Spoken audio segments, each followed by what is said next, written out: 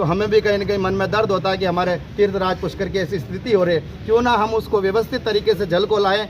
और बात यहाँ तक होती है कि गंगा जल तब गंगा जल कहलाता है कि वो अपनी दोनों सीमाओं के अंदर रहता है। इसी प्रकार हमारे पुष्कर राज का जो जल है वो घाट की पेड़ियों तक है, वहाँ तक हम उसकी आस्था को सम्मान करते हैं, प्रणाम करते हैं। लेकिन जो ये जल भराव हो जाता है, हम नहीं मानते कि ये पुष्कर राज का जल है। इसलिए आप सभी इस आवाज़ को राजस्थान के माननीय मुख्यमंत्री जी तक पहुँचाएँ। और विशेष रूप से मैं हमारे क्षेत्र के प्रमुख जनप्रतिनिधि माननीय सुरेश सिंह जी रावत से संपूर्ण क्षेत्र के वासियों की ओर से मांग करना चाहता हूं कि आप ही इस विभाग के नेतृत्व करता हैं, आप तुरंत प्रभाव से इन क्षेत्र में जितने भी किसान लोग हैं उनके खेतों में और घरों में अतिवृष्टि के कारण पानी भर गया, उसके लिए सभी भाइयों की और सभी किसान परिवारों की ये मांग है कि हमारा श्रद्धा और आस्था का केंद्र है तीर्थराज पुष्कर सरोवर, तो उसका एक निकास द्वार तय हो और उसका जल भराव की एक निश्चित क्षमता रहे, ताकि आने वाले जितने भी बाहर से श्रद्धालु है वो भी प्रेम पूर्वक उस तीर्थ में स्नान कर सके। आज ये स्थिति हो गई कि जल इतना भर गया कि वहाँ की पेड़ियाँ भी दिखाई नहीं दे रही है और घाट पर लोग बैठ करके स्नान भी नहीं कर सकते हैं। श्रावण मास का पवित्र पावन माह है, कई सारे हजारों की संख्या में कांवड़िया आ रहे हैं, उनको भी जल भरने में भी इतनी असुविधा हो रही है। और सबसे बड़ी असुविधा क्षेत्र में जितने भी किसान लोग निवास कर रहे हैं, उनके जितने भी पशु है, गोवंश है, वो भी परेशान है और घर में भी पानी घुसने के कारण सभी पीड़ित है। तो हम प्रशासन से और राजस्थान सरकार से यही मांग करने आए हैं कि तीर्थराज पुष्कर का जो जल स्तर है उसके लिए एक जल स्तर की सीमा तय की जाए और इसका एक निकास द्वार जल्दी ही जल्दी निकाला जाए, ताकि हर वर्ष किसानों को इस प्रकार की पीड़ा से पीड़ित नहीं होना पड़े। बात वहाँ तक की नहीं है, अगर अतिवृष्टि प्रकृति की ऐसी चीज़ है कि वो अभी तो नाला क्षेत्र ही डूबा है, लेकिन अगर ज़्यादा बारिश हो जाए तो हमारा पूरा पुष्कर सरोवर भी और पूरा पुष्कर ही क्षेत्र डूब सकता है। क्यों? क्योंकि हमारे पुष्कर की जो भौगोलिक क्षेत्र की जो स्थिति है वो एक कटोरे की आकृति जैसी है। जैसे कटोरे के किनारे होते वैसे हमारे चारों तरफ बड़े बड़े पहाड़ हैं और पुष्कर एक निश्चित क्षेत्र के अंदर है। तो सरकार और प्रशासन इस चीज़ को विशेष रूप से ध्यान देते हुए और इन सभी की पीड़ा को ध्यान देते हुए पुष्कर राज का एक निकास द्वार तय करें, क्योंकि जितना पानी लेवल से रहेगा तो जल भी स्वच्छ रहेगा। आज आप हम सभी भी देख रहे हैं कि हमारे पुष्कर राज की गरिमा और मर्यादाएं किस तरह से ख़त्म होती जा रही है। हमने नहरें बना के पानी इकट्ठा कर लिया, उनमें पानी नहीं आ रहा, कई सारे अपशिष्ट चीज़ें भी आ रही। हम बात करते हैं चप्पल जूते घाट पे नहीं ले जाने की, तो वो चप्पल जूते भी बह करके आ रहे हैं। तो हमें भी कहीं ना कहीं मन में दर्द होता है कि हमारे तीर्थराज पुष्कर की ऐसी स्थिति हो रही है। क्यों ना हम उसको व्यवस्थित तरीके से जल को लाएँ।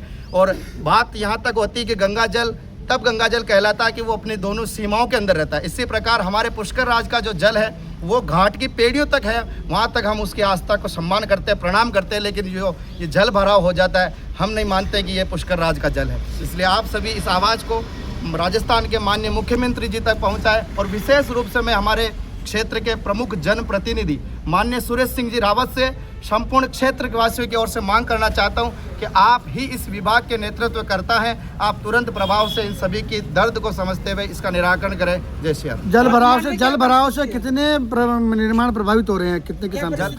जल भराव से सबसे पहले तो जितने भी किसान भाइयों ने अभी फसल जो बोई है वो फसल समाप्त हुई है। जितने भी भाइयों ने वहाँ पर जो गुलाब की फसल लगा रखी वो भी गड़ चुकी है। कई भाइयों ने वहाँ पर सब्जियां लगा रखी थी वो भी प्रभावित हुई है। कईयों ने गोपालन पशुपालन, वहाँ यहाँ तक कि वहाँ उनके बच्चे जो पढ़ते हैं उनको आने जाने में ऐसे कितने निर्माण है जिनके परिवार प्रभावित हो रहे हैं यहाँ पे? यहाँ पर हजारों की संख्या में लोगों के घर बने हुए अपने खेतों में, वो सब प्रभावित हो रहे हैं और उनकी सारी चीजें प्रभावित है। यहाँ तक कि वहाँ की लाइटें भी बंद हो जाती है, जिसके कारण से बच्चे पढ़ाई नहीं कर पाते हैं और स्कूल भी नहीं जा पाते क्योंकि सारे मार्ग बंद हो जाते हैं। कार्रवाई नहीं तो आगे क्या कार्रवाई करोगे आप? हम सभी का आंदोलन करेंगे। यही भाव है कि इस विषय को सही तरह से पहुंचाया जाए और इस पर तुरंत प्रभाव से अमल में लाया जाए और इसको सही किया जाए, वरना 7 दिन का हम प्रशासन और शासन से मांग करते हैं। उसके पश्चात अगर ये बात नहीं हुई तो यहाँ पर तीर्थराज पुष्कर में एक बहुत बड़ा अनशन होगा। और आज तो हम भाई लोग आए, उस क्षेत्र की माताएं बहनें भी वहाँ उपस्थित रहेगी और उसकी संपूर्ण जिम्मेदारी जनप्रतिनिधियों की होगी और शासन और प्रशासन की। आपका नाम? मेरा नाम संत धीरज राम स्नेही पुष्कर। जय श्री राम, जय गौ माता। आज सोशल मीडिया पर मेरा एक वीडियो वायरल किया जा रहा है, वो पूरी तरह से द्वेषतापूर्वक है और उसको पूरी तरह से एडिट करके वायरल किया गया है। तीर्थराज पुष्कर को प्रणाम, ब्रह्म सरोवर को प्रणाम। मैं स्वयं पुष्कर राज के प्रति इतनी आस्था रखता हूँ कि प्रतिदिन पुष्कर सरोवर का आचमन करके अपने दैनिक जीवन को आगे बढ़ाता हूँ और सभी सनातनी भी उसके प्रति आस्था रखते हैं। और अगर फिर भी ये आप लोगों तक वीडियो पहुंचा है और किसी को आघात पहुंचा है या किसी के मन में कोई ठेस पहुंची है तो मैं स्वयं ब्रह्मा जी महाराज को प्रणाम करते हुए, तीर्थराज पुष्कर को प्रणाम करते हुए और सरोवर को वंदन करते हुए मैं ब्रह्मा जी महाराज से और तीर्थराज पुष्कर से क्षमा प्रार्थी हूँ।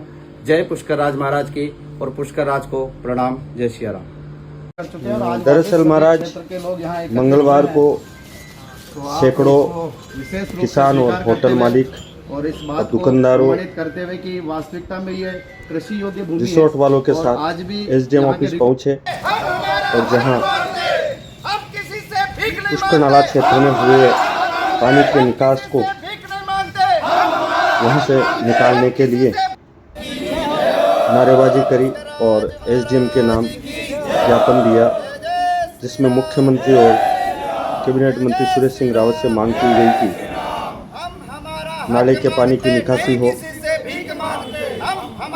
यहीं पर ही मीडिया से बातचीत के दौरान महाराज के बोल बिगड़ने शुरू हो गए। महाराज जी ने कहा ये एडिट वीडियो है। एडिट वीडियो कैसे है? इनकी आवाज़ है, इनका चेहरा दिख रहा है,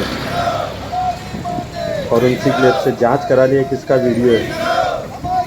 धीरे धीरे महाराज के खिलाफ पुष्कर में एवं धर्मावलंबियों में भारी रोष व्याप्त होने लग गया था, जिसके बाद महाराज ने बाद में माफ़ी भी मांग ली।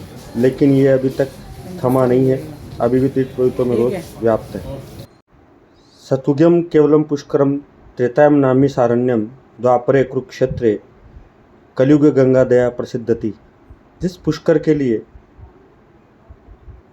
लोग हवन यज्ञ भगवान से, ब्रह्मा जी से, भैरू जी से कई मनोकामनाएं मांगते, कई इंद्र आह्वान यज्ञ करते हैं पुष्कर सरोवर भर जाए।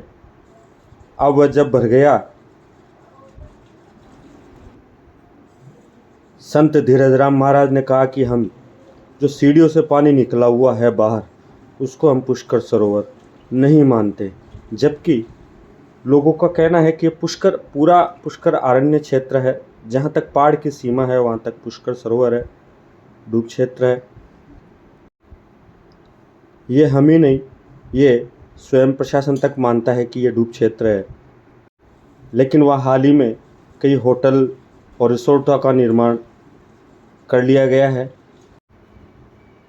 स्वयं महाराज भी कई वीडियो पवित्र पुष्कर सरोवर के किनारे पीछे बने फीडर के डाल चुके हैं, उनके पेज पर भी उपलब्ध है। अब वो कह रहे हैं कि इसकी समय सीमा पानी की निकासी तय हो। जब पानी की निकासी पुष्कर सरोवर से हो जाएगी तो पुष्कर सरोवर में क्या बचेगा। इसको लेकर तीर्थपुरोहितों में भारी रोष व्याप्त हो गया और पूरे दिन सोशल मीडिया पर और आज अखबारों की सुर्खियाँ में यही खबर छाई रही। दिनेश पारस है, देखते रहिए हमारी खबरें और आप इस खबर पर कमेंट्स ज़रूर करें, शेयर ज़रूर करें, जिससे कि खबर को लोग देख सकें। घोरेभ्यो जघोरेभ्यो घोरघोरतरेभ्यः सर्वेभ्यो सर्वेभ्यो नमस्ते अस्तु रुद्ररूपेभ्यः। ओम तत्पुरुषाय विद्महे महादेवाय धीमहि तन्नो रुद्र प्रचोदयात्। बोलो शंकर भगवान की जय। यह है पवित्र पुष्कर सरोवर का विहंगम दृश्य। इसी से इसकी शोभा है, जल से इसकी शोभा है। यह देखिए पवित्र पुष्कर सरोवर का विहंगम दृश्य।